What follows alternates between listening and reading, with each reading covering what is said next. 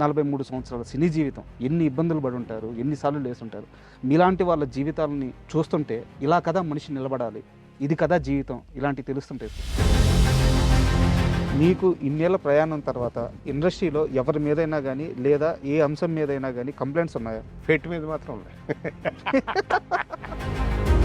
మీరు చేస్తున్న మనం సైతం కానీ సాయం కంటే కూడా మనిషికి మనిషిగా గౌరవం ఇవ్వడం, ఈ థాట్ ప్రాసెస్ అసలు ఎప్పుడు మొదలైంది, ఎక్కడ మొదలైంది? మన ఇండస్ట్రీలో ఎక్కడైనా సరే ఒక పెళ్లి జరిగినా ఒక చావు జరిగినా ఫస్ట్ 10 ఫోన్లు వెళ్తే ఒక ఫోన్ నాకు వస్తుంది. సార్ చేయాలి, సర్వీస్ చేయాలనే తపన.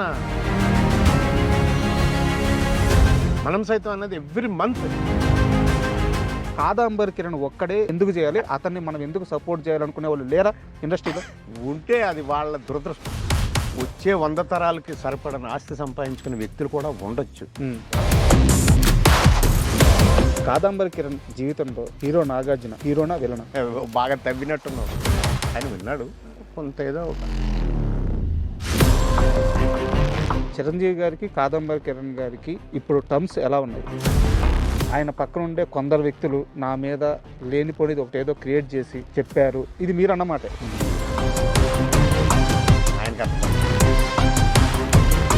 పూరి జగన్నాథ్ కెరీర్లో వెనకబడడానికి కారణం ఏంటి? అసలు ఆయన లైఫ్లో ఏం జరుగుతుంది? నాకు బిడ్డలాగా బట్ నేను కలిసి చాలా కాలం అయింది.